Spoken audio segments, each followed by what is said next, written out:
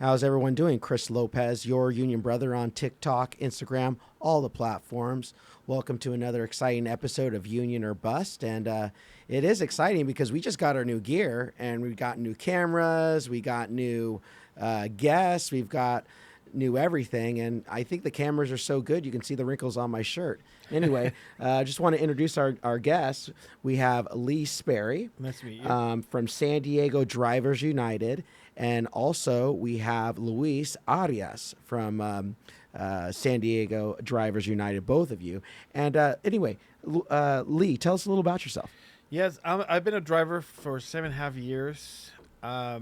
I've worked for both companies, and we found the need to actually unite the drivers and lead, and actually advocate for them. And we started a movement, and we started a nonprofit, and we just working. We're new, we're learning, and like I said, we're drivers learning how to do other stuff. Awesome. And Luis, tell us a little about yourself. Hey guys, so my name is Luis Arias, part of the San Diego Drivers United, also being a driver for almost 7 years, looking to help the drivers in our city and help also our community. And that's why we started this organization, because we know what the drivers are looking to get and the necessities. And we're on the right year, the perfect year to make a change in our city, looking around some other cities that also trying to make a change, like, Minneapolis and Minnesota. So we're following their steps as they go. And we're so happy to be here today with you guys. Awesome. I'm always really curious about drivers. So sometimes, the prices, I get a good price to go somewhere, and then all of a sudden the prices go up. How does all that, work? Do the companies use AI or anything to help with price fixing? Well, the idea is that it's an algorithm, Okay. and it is AI, and it just depends on whatever they want to do. They'll move the pricing up and down, depending on search. I mean, depending on demand, supply, and if it's something they feel they can actually search.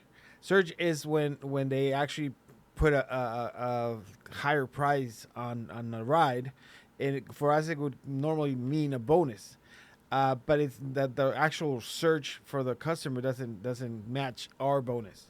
It's very, very complicated how they handle it, and it's not an even process, and it's not even like you can tell. Well, this is going to be per mile this price, and this is going to be per minute this price. It's whatever they throw at you, and that's how they handle. It's they call that their way of calling us independent contractors, because they say that they'll throw an offer towards us, and we'll have the choice of accepting or not accepting. Interesting. So let's say like it's busy, it's, I don't know, spring break or something like that, and I'm at San Diego State and concert and everything. So if my ride home is costing me like $160, during like a really busy time, how much is that go back to the drivers? Because I always think, oh my gosh, because as a consumer, I look at how much I'm paying, I'm like, oh man, they're doing pretty good. Is that the case? No, I mean, unfortunately, there's not a rule that's going to go to the driver. Normally, we get 30% or 50%. We normally don't get a high percentage out of that high search. Normally, they keep the most of it, and there's no way of telling. They just go randomly to wherever. And normally we really get a lower wage for those big events, and that's what causes drivers to feel very frustrated and very disappointed, because they'll never know how much they're going to get for a ride, and we can't tell how much the passenger's paying, but we've actually asked the passengers, and we're getting like 30% only out of that ride, sometimes even 20%. Wow. Yeah, I mean it's just Very random. And this is your car, Your car, your your gas, car, your your gas, everything. time, your insurance, your everything. So this is the thing. We're trying to find a way to actually have a way to regulate or to have a set price like we used to have in the beginning. We had a per mile per minute, and we had a better minimum, and most of the surging would go to us. They only would keep 20% at the beginning. Now they were just keeping whatever they want, and it's not constant. It's whatever I want to do thing with them right now. All right, bringing you back in, Luis. Is this kind of your experience too, or is it? Tell us your experience with. Yeah, well, talking back to what my partner Lee was saying, the main problem we see is that the payment, what the community are paying, are the right prices, and well, they feel that their prices are higher, and that's one of the reasons why we believe that they're not tipping anymore like they do before. So we gotta talk about tipping. That's a good one. So last week, as I drive for Uber for almost 10 hours, and I did almost 20 trips. And out of 20 trips, I only got two people tipping on the app. That's crazy. Believe it or not, that's happening, and many drivers have complained about that. So it's not just the fact that we're not getting paid properly, but also that we're not seeing the tips. And we need to do a study about that because we don't know what's the real problem. Is it just the community doesn't want to tip anymore because they seem that the prices are higher, or they're actually the money's going some other place? But yeah, so that's one of the problems we have. But the root of the problem that we have is that the money's not being distributed correctly to us. Do you get 100% of your tips? We're supposed to get 100%, yes, of the Okay. tips based on the agreement that we have with both companies, Uber and Lyft. Okay. But we don't know where the money is going. And it's like people from San Diego are people that really tip. It's a gray area. It's a tourist area, and we're not getting those tips. We don't know where the tips are going. See, the problem with that, there's no way for us to tell if they tipped or not. Once they put it in the app, it's in the app, and we can't know if they tipped or not because there's no, if they put it in to then send it to us, we'll get a notification, but if not, we never know. And that has happened to me also, and many drivers, that you do 30 trips in a day, and you get 2 3 tips, maybe 5 tips in the whole day. And you don't know where those tips came from? Well, you don't know which passenger gave you that tip, because sometimes they say they have 72 hours. The passenger has 72 hours to retract the tip, to take the say, oh, I don't want to tip anymore, and take that tip away. That's what they claim, and that's even worse, because now sometimes they'll give you a tip that was from yesterday, and you never know which passenger tipped. You never know if they tipped. You never know how much they tip. You don't even know, and you don't know much. And you can start, if you want to search it, you gotta look for the rides and search which ride give you how much, and you never do that. Honestly, you're so busy, and you're not checking all that. As a driver. Now, I know our listeners are probably going to be thinking about it. So Proposition 22 passed, and now it's being appealed to the Supreme Court of California. And I think they heard arguments on May 21st, and then they have some time to hand down a decision. And I guess there's speculation that it's going to come sometime in late August. Can you tell us, the impact that Proposition 22 right now is having with all of you? Yes, actually, it has several possible impacts, depending on what's the decision on Proposition 2.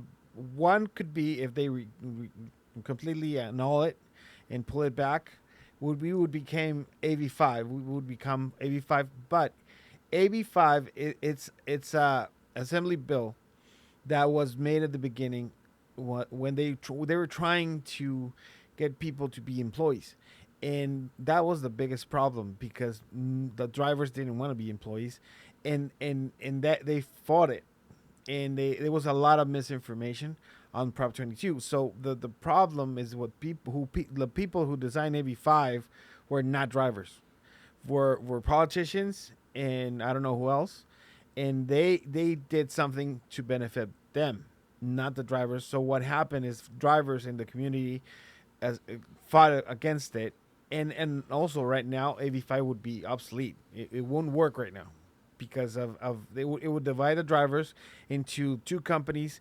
There wouldn't be enough drivers. It would take away the flexibility. There's a lot of drivers that come from Tijuana or come from LA or come from other places to work in San Diego because there's a lot of work here. So it would kill them to be able to not be able to turn on and turn off whenever they want to, and to to have to work in the areas that the companies want them to, because then you have to choose one of the two companies because you can't work both at the same time. So it would just break a lot of stuff if that happens. If Prop 22 just gets modified, because the problem with Prop 22 is that it's not only one proposition. It's one of the reasons why Prop 22 is unconstitutional is because they sneaked two more propositions into one. So they hid the ability to not unify and have a union to be represented, and they hid the actual. You have to have 7 out of 8 votes, so 80% of the voting to actually vote against something to make a decision in the industry. So it restricts a lot of the movement and the decision making in the industry. And the third one, it would classify us as independent contractors, which we are not completely, because the way that we are working, they take a lot of decisions for us, and we have no way of setting our own decisions. So we're not actually independent contractors. We cannot set up a minimum price. We cannot set many things. We cannot do many things, and they coerce us into accepting things in the apps. If you don't do this, if you don't accept this, you won't be able to turn on. So that's making us accept a lot of stuff that we don't want to accept. That's it. So what's the mission of San Diego Drivers United? What ultimately is the goal for you guys? Well, one of the goals is to educate new drivers, because there's a lot of new drivers that don't know the difference between what it was and what it is. Mm-hmm.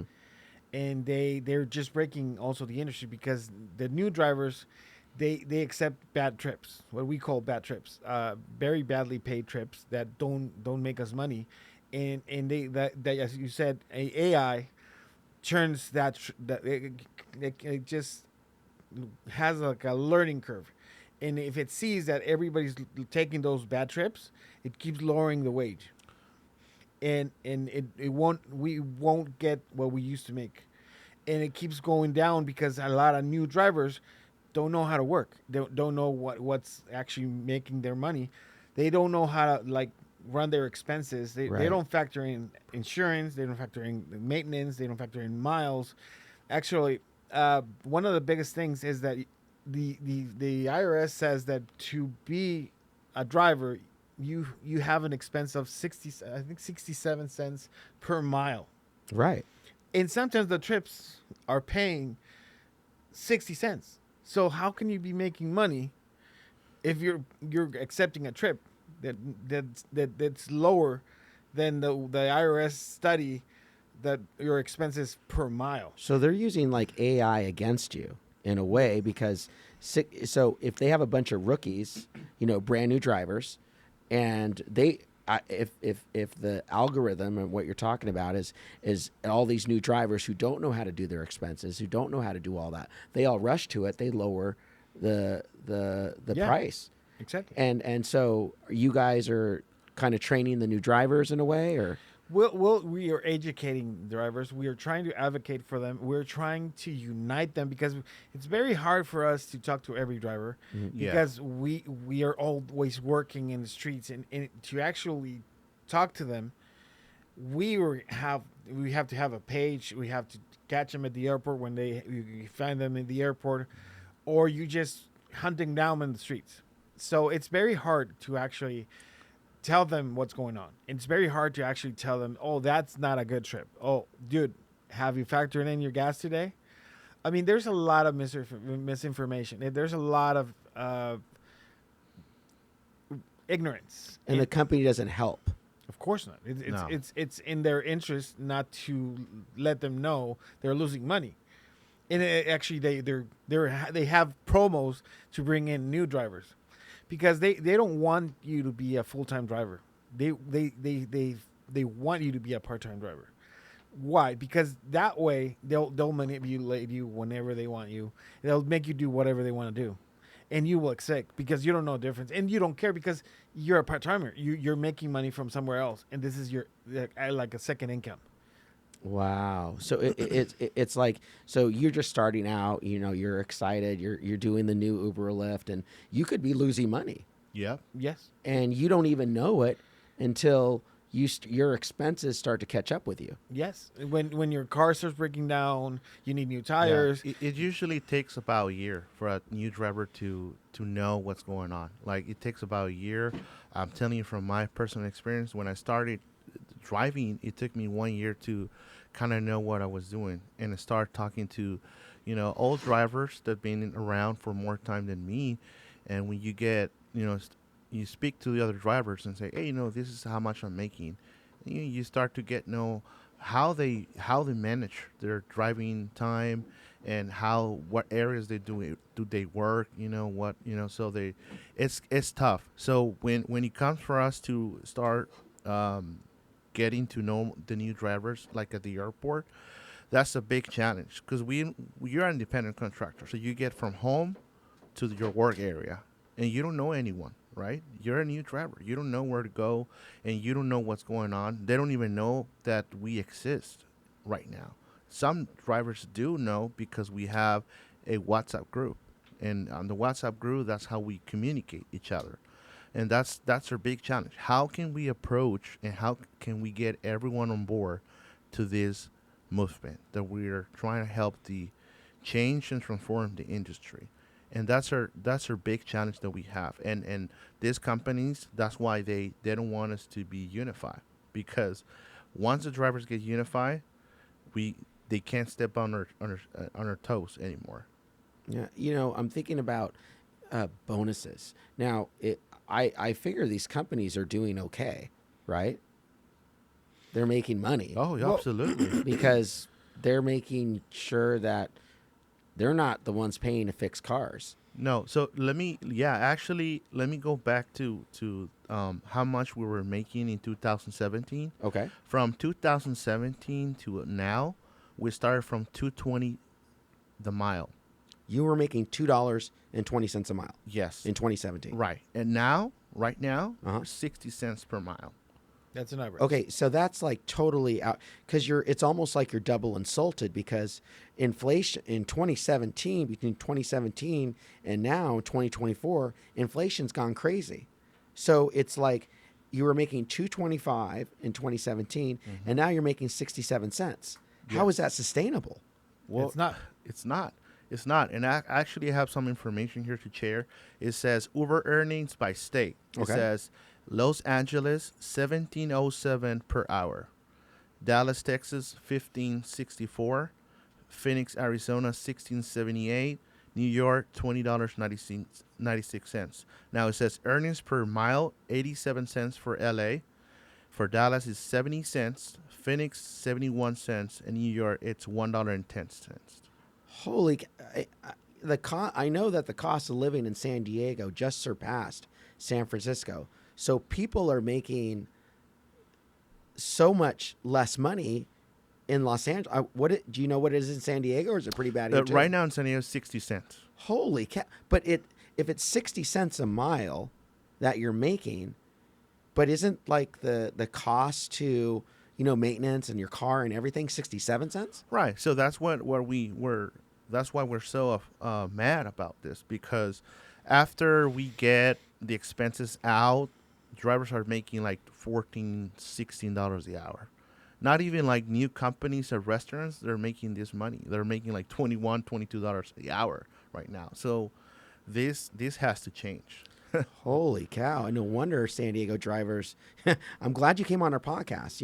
We are the hottest labor podcast in California. So, it's just it's interesting because people don't know all these nuances. The only thing they see is I'm paying this for the trip, and I'm giving a tip.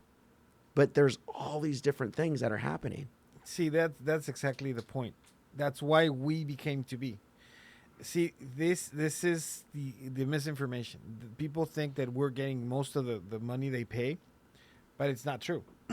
And a lot of things, other things are happening, like unsafe practices, like and unfair practices, like disconnecting drivers because they did X, Y, or C, but they don't tell you why they disconnected you, or they tell you, but they don't prove it. They don't justify the disconnection, and they'll just shut you down, and you're done, or they'll take away your rights to work at the airport, or they'll do whatever. And there's a lot of unfair practices like that. And another thing is that has been times that somebody gets hurt in a ride, or somebody even died once, and they didn't give a cent to that driver's family. Nothing. So all those things that we're working towards trying to fix or just level the industry, but we're not only working towards the driver's side. We're working towards the passenger side, where you guys as a passenger, you can actually calculate how much is the highest they can go to charge you, and the lowest they can go to charge you. So you have a range, and you can actually calculate your expense for that night. Because that'll break your pocket if you don't know. And there's a lot of other things that we feel we can't prove a lot of stuff, so we can't talk about them. So But they shut you down. yeah, they'll lock your account and they deactivate you. And there's a lot of accounts that way. We're talking of how many, like thousands of accounts. And a lot of drivers want to come back because they invested in a new car. They bought a black SUV. They paid a high end insurance, like commercial insurance, and they put a lot of money into their business, and they got shut down. And there's no way of them to reactivate. So we're working to try to defend those wrongful deactivations, and we're working to make things safer. For example, there's also like women drivers, and this is where it worries me a lot, that have been groped in the car, or they have told us stories that where somebody masturbates in the back of their car, and they're afraid of doing something about it. They don't call the police. They don't call the company, and this is wrong. Can't happen anymore, and we're trying to fix all that kind of stuff, and we are trying to make people responsible, because there's actually, for us, you have to be verified. We have to pass a background check and a lot of stuff, and for the passenger, there's no way of verifying who they are. They can have a fake account, and they can keep going, because you only need a fake phone number, a fake email, and just a prepaid card, and you can ride it with Uber and Lyft, and they're not verified. Wow. So there's things that we want to fix, so it's safer for drivers. Yeah, so safety concerns. Drivers are looking to have this balance where drivers are being, running their background check, but how can we make safer for the drivers as well? You can check the news. Every week there's somebody being assaulted, driver, or somebody got shot, Uber driver got shot and murdered. And who can give us the safety for our drivers. Well, We love our community, but also we have to protect the drivers in our city. We don't have these common things too much here in our local city, but there's some cities that are really, really struggling Like about this Chicago, matter. like Detroit. They even take like a ride to move. Like if they're a drug dealer, they'll ask for a ride, and they have like dope in your car, and you don't know it. You don't know it, and if something happens, well, you just can't do nothing about it because if the guy has a fake account, well, he can still ride with another account, and it gets just Are people afraid to speak out because they're going to get a lot.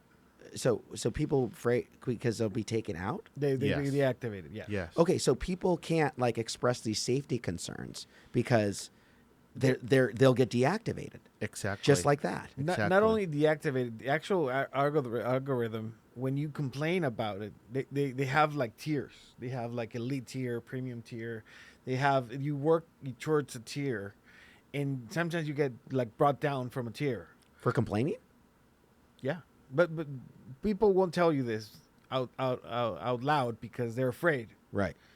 See, this is we are the face. We are the ones that are putting our faces out there. Mhm. But there's a lot of people that don't want to even join a WhatsApp group because they're afraid of getting deactivated, or to say what they think, or to like put their number or their name out there, because they're afraid of the companies. Holy cow. I'm just thinking about this. Now, I know that Gavin Newsom has remained silent on the whole issue of Prop 22. He hasn't said anything, but this is a safety issue. This is like, I'm looking at this because I didn't even think about this.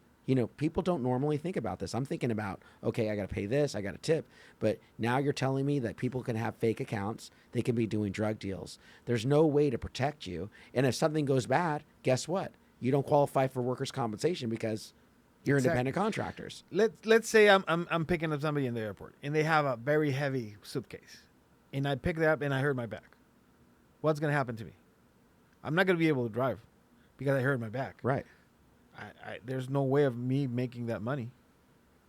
And you're just it's ridiculous. I'm thinking about all these things, and I'm glad you guys came on the podcast because, what about these people who are, there's something happened. Oh, I better not complain because I'll be deactivated, or the threat of deactivation. Is that like a word that's used a lot Yes. in your kind of like your No, totally. Like yesterday, we were walking around the waiting area for the Uber drivers, trying to speak and approaching the new drivers, and they don't even want to join our WhatsApp group because they don't want to give our names or phone numbers, and it took me a couple minutes to actually talk to be them. able to Approach them. yeah, approached him, and he was like, "Well, you know what? Okay, I'm gonna join, but if I get deactivated, it's gonna be on your fault." Like, So that's in the vernacular. Yeah. If I do this, I'm going to get deactivated.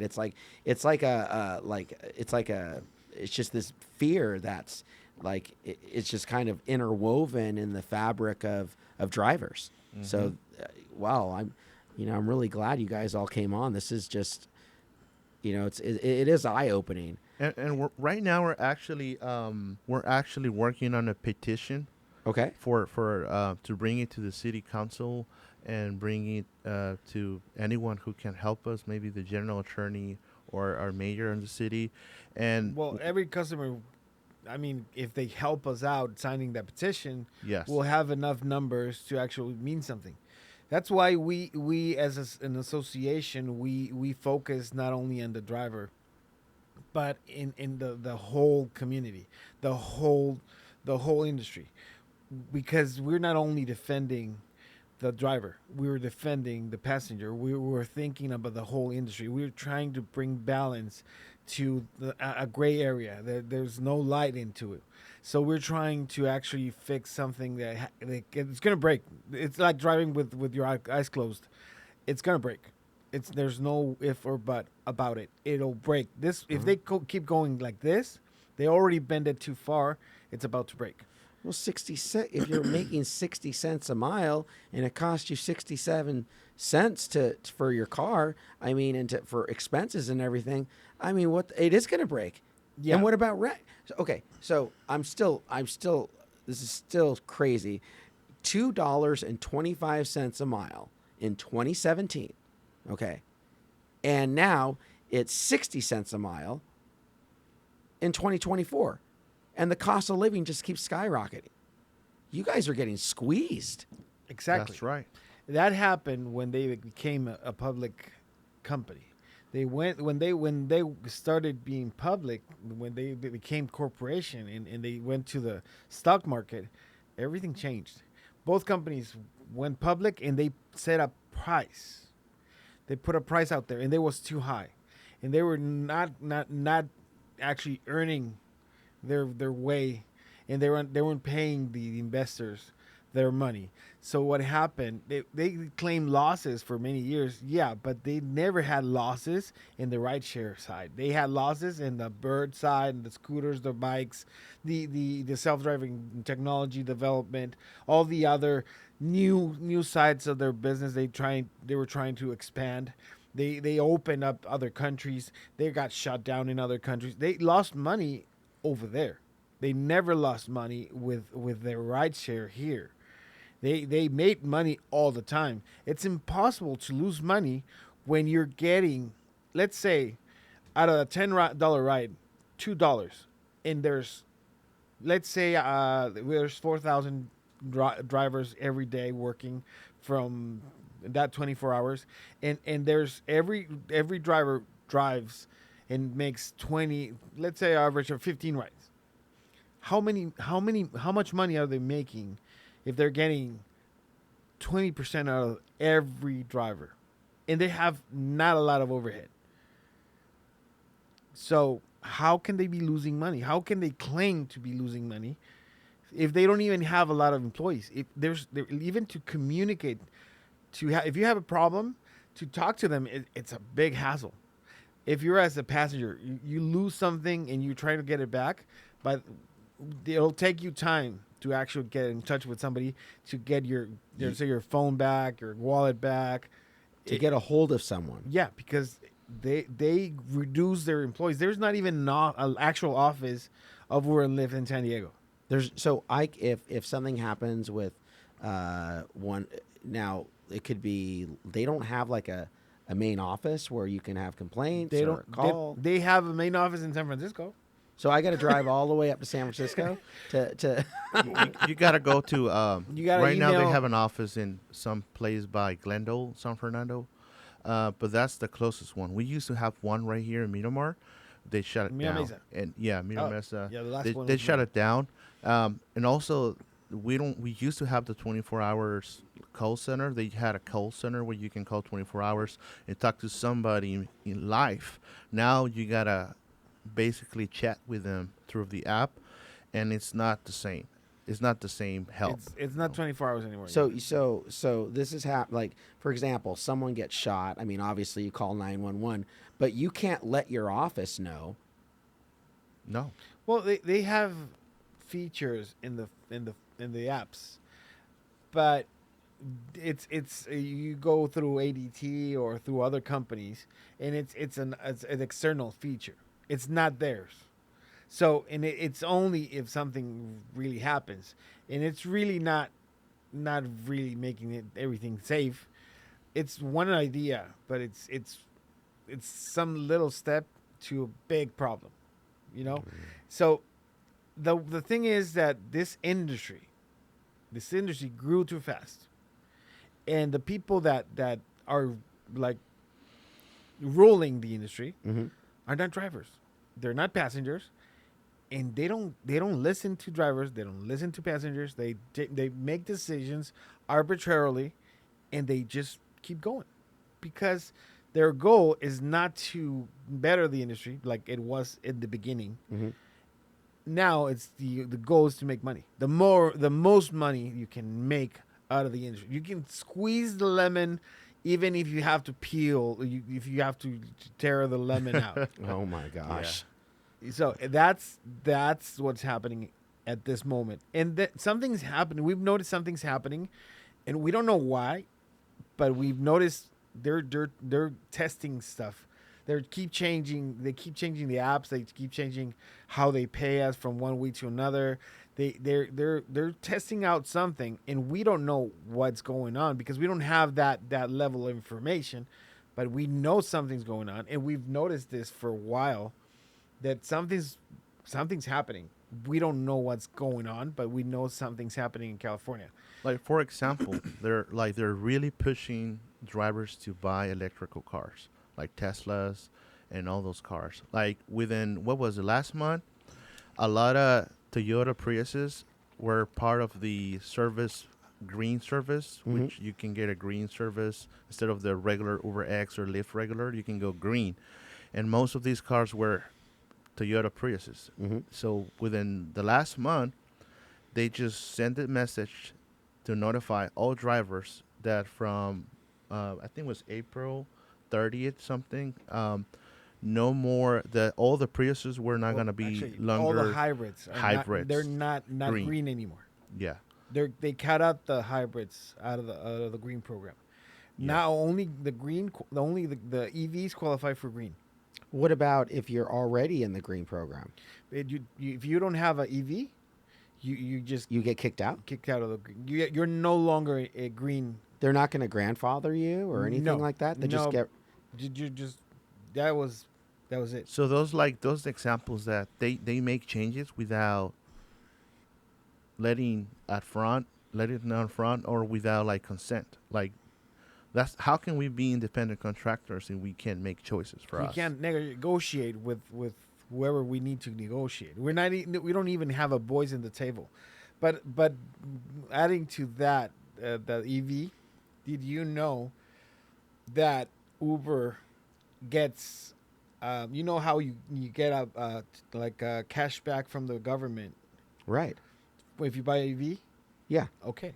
Well, Uber will sell you the EV, keep the money from the government. So they'll push you to buy one, and they'll keep it. You know, and I'm kind of thinking because, so maybe these companies can brag about, oh, yeah, we're going to make all Uber is going to be electric. And so they can brag about this and say, hey, we're doing this for the community. We're doing this. But in reality, they're taking drivers out of that program. And so some driver could have bought a hybrid, like a really cool hybrid, yeah. and was like, I'm in the green program. And all of a sudden, you're cut off. Yeah, exactly. Yes. And so they're while at the same time, so the company can brag about all these new electrical vehicle policy, and at the same time screw over their workers. Of course, actually, we three bought hybrids because of that. Because we had the actual option of green. It's an actual extra option of getting another trip, another. There's like Uber Black, Uber Green, Uber Spanish, Uber XL, Comfort, Extra Comfort. There's other, and then you have more chances of getting another type of trip, and that will give you more chances of making money. But the way they're handling now, they'll give more rides to actual EVs, and they'll pay better those rides to the EVs, so that you talk to the EVs. Oh, we're making bank. So you think, oh, I'm gonna have to buy an EV. But it's like they don't appreciate your seniority that you may have with the company. Not at all. Because they changed this rule, Yeah. and then someone buys someone brand new. Not only they don't appreciate your seniority. If you have seniority, you know too much. So they see it as a bad thing. Mm-hmm. They're trying to get rid of the people that have been out there for longest, because you're the one that had the $220 per ride, the $50 bonuses, the ride challenges that really made you money. There was a lot of incentives at the beginning that actually made us a lot of money, and now they're gone. Yes. So if you know that, you can tell the other drivers, and that will spread around. So they don't want you out there anymore. Well, the message has to get out there. I mean, I'm going to say it again. I mean, 2.25 a mile in 2017, and now 60 cents a mile in 2024. I mean, it's disgusting. I mean, it really is. You think about it. Yeah, so I'm going to give you another example of what's going on. There's a lot of drivers that don't own a car, so they go rent a car through the companies like Hertz and some other companies. They even, the app on Uber app, they will give you like these companies where you can go and get a coupon and discount promoting the rent a car. And the reason why is because a driver who rents a car has priority. They will send more trips to this person who's renting a car than me that I'm not renting a car, that I own my vehicle. And why is because they have to um, they have to prioritize these people so they can pay the rent at the end of the week for the rental car. So let's say I'm renting a Tesla and I'm Okay. renting a Tesla for $600 a week or $550. Okay. At the end of the week, this driver will make $1,200. Okay. But half of that goes to the rent of the vehicle. Right. So they're making money left and right with all these companies, rental car companies, and it's really unfair that just because they're renting a car, I'm getting less trips and less business. You're investing, like, your car. And I've been into some Ubers. Like, people like have like snacks in there, and it's like an experience. Like, Yeah. a lot of pride that the drivers do, and the water, music, and I think that's really cool. So you try to do this, and you try to better your customer service. You try to do all these different things, and a person who rents a car is going to have priority over all of you. And I now I know where you're coming from, is they don't respect seniority. No. They don't want you to know No. that you were making $2.25 a mile in 2017. They want as much. It's not just about misinformation, it's about suppressing information. And that's why this podcast is important, because our podcast is dedicated to kitchen table economics.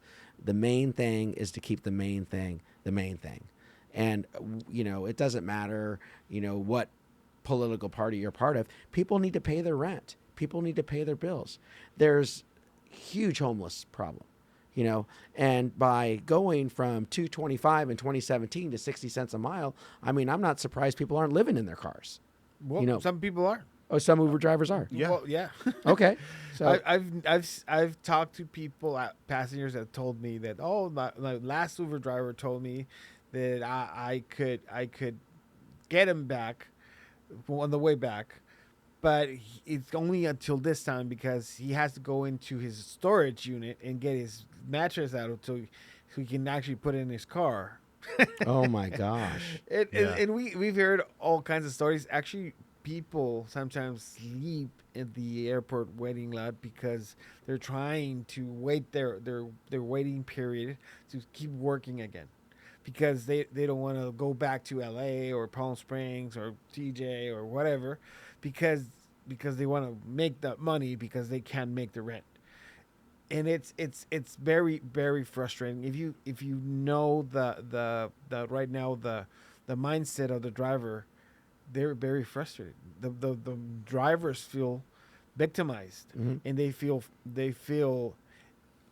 very, very hand tied, because they're afraid of doing something, and they feel they can't do nothing, and they think that nothing works, and they have nobody to talk to, and they have nobody to really help them, so they just keep going. And, well, I know we're getting close to the end of the podcast, but, San Diego Drivers United, big shout out to all of you. We have someone in the audience here. I want to introduce him. He's going to take my chair. Come on, sit down here. All right. Thank you, Chris. Yes. Oh, you're welcome. It's been great being here and listen to the conversation. And I thank you for the interest and helping us to spread the word out. Thank you so much, Chris. No problem. So, anyway, I'm going to you can stay right here. Okay. I'm Chris Lopez, your union brother on TikTok, Instagram, all the platforms. Thank you for joining us for another episode of Union or Bust and San Diego Drivers United, kicking ass for the working class. See you later. Thank you.